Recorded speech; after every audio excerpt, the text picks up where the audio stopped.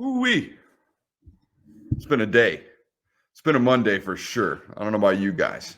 Trying out a little something new tonight on the studio. It's not going to look any different to you. It's going to look and feel a little bit different to me. So if there's any sound differences, please note those. Don't comment. Note those.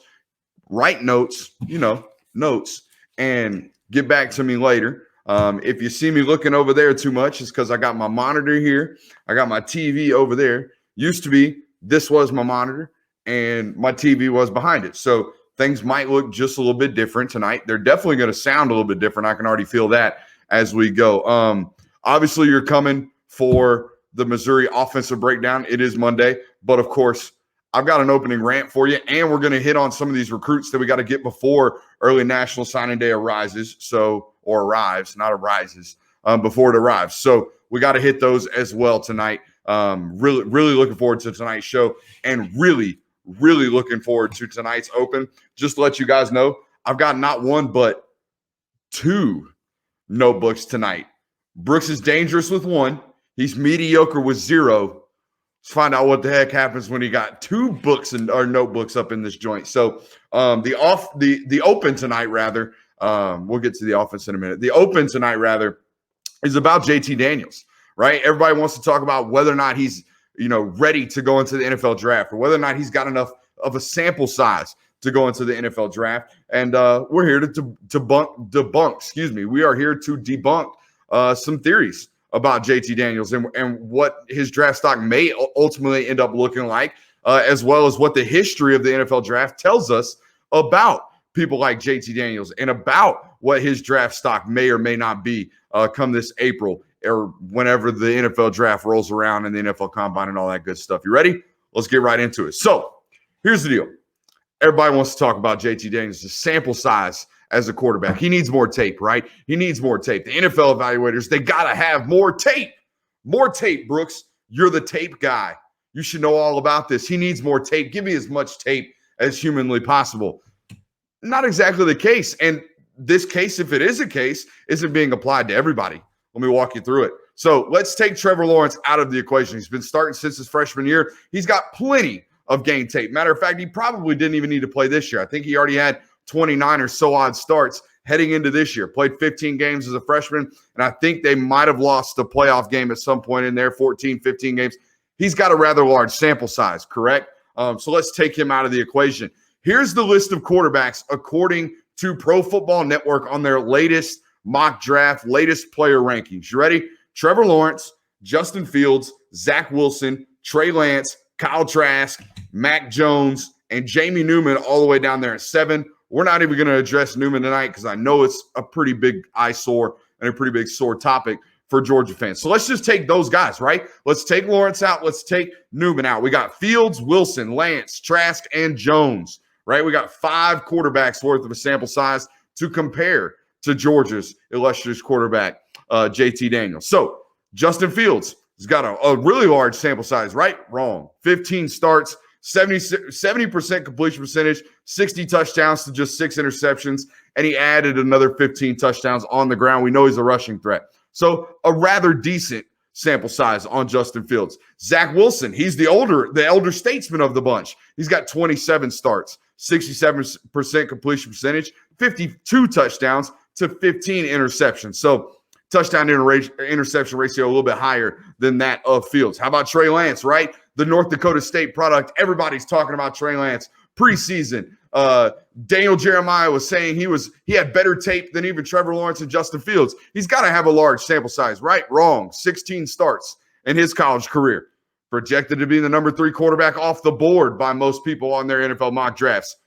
He's got plenty of sample size, right? Apparently, NFL scouts and evaluators believe so. 67% completion percentage, 28 touchdowns to 0 career interceptions. They had a scrimmage, a glorified scrimmage earlier in the season in which he threw an interception. Stats reference does not count that game for its stats purposes because it did not count towards a regular season victory. It was just a game that did not count. It was solely there so NFL scouts could do what? Get more tape on Trey Lance. All right, so how about Kyle Trask? Everybody wants to talk about him. Probably just lost the Heisman last week. Kyle Trask got to have a bunch of tape, right? Wrong. 21 starts in his college career, 68.5% completion percentage, 64 touchdowns, 12 interceptions. Mac Jones, everybody's talking about Mac Jones in the NFL draft. What's his sample size like, Brooks? Well, he's got 14 starts, 67% completion percentage, 37 touchdowns to 5 interceptions. So let's get to JT Daniels. He's got to have much smaller of a sample size than the rest of those guys. Right? Wrong. He's got 15 starts, more than Mac Jones, as many as Justin Fields, one less than Trey Lance.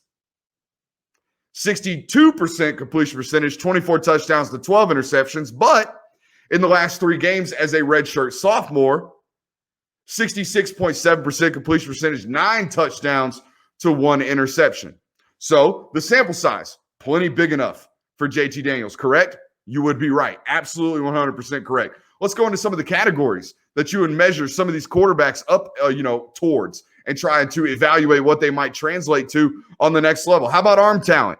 Well, I don't know about you guys, but I've seen enough to say I'd take JT Daniels over everyone in that conversation except for, Wilson, Lance, and Lawrence. I think those guys are excellent arm talent guys, can throw it from any platform.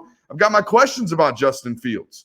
We know he adds a totally different value to the game of football, but I do have my questions about the arm talent. How many slots can he throw it from?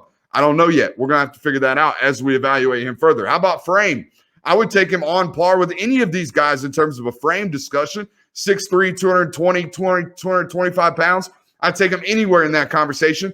Take out Trevor Lawrence and Trey Lance. Both those guys are specimens. They're really, really big individuals. Justin Fields no bigger or taller than 6'3", 6'3.5". Pretty built up, but he's lost a lot of weight this offseason. So frame-wise, I'd take him right there with just about anybody. Arm strength, I'd take him over everybody but maybe Zach Wilson, Trey Lance, Fields, and Trevor. I think all of those guys are in the same boat as far as how far they can throw it. Lawrence and Wilson are pretty special talents in terms of how far and how strong their arms actually are. How about IQ? I don't know if you've watched JT Daniels' evaluations and post-game press conferences lately, but dude's pretty smart. He knows the game of football. He can sit there and he's got one of these, I call it a LeBron James mind, where they get immediately off the court or immediately off the field and can recall specific plays from that previous game or that game they just got done with and tell you exactly how things unfolded after taking, 75 snaps. It's pretty impressive. It tells me he's a quick-witted guy. He can retain information and recall information, something that's very important at the next level. So he's smart as a cookie. I'd take him with just about anybody in that list. How about crucial moments? Well, we haven't really seen a lot of crucial moments from JT Daniels, but I can make the argument we haven't seen a bunch of crucial moments from Zach Wilson in terms of big game playability.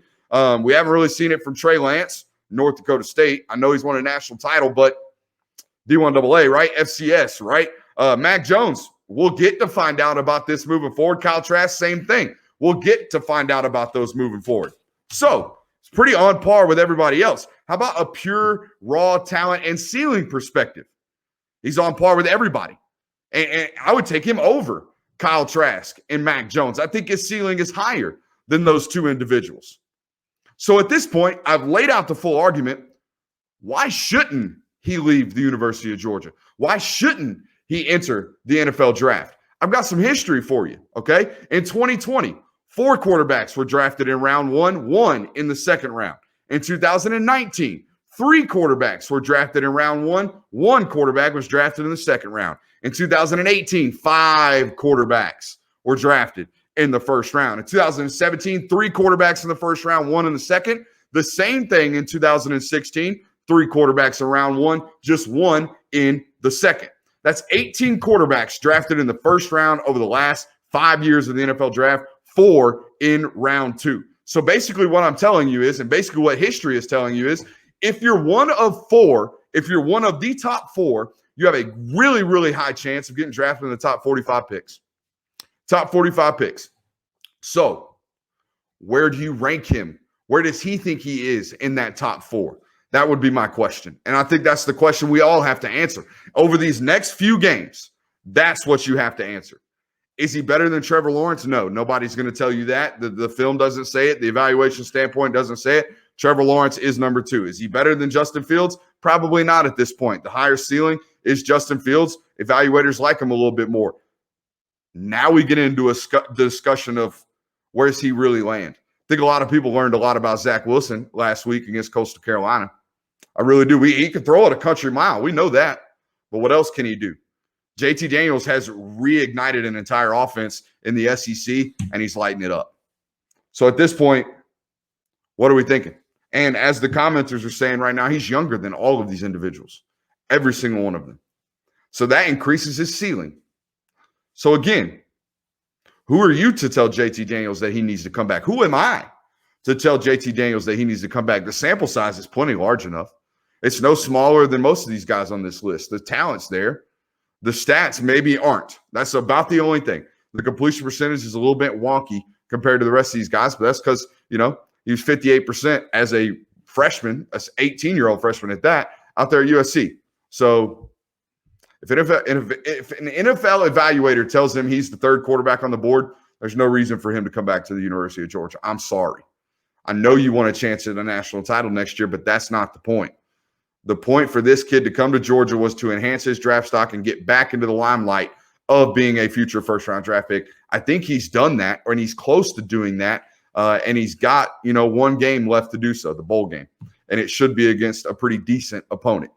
So hopefully they draw the best. And JT's people, I bet, are hoping they draw the best defensive matchup, the team that NFL evaluators respect the most, and then he goes out there and freaking torches them.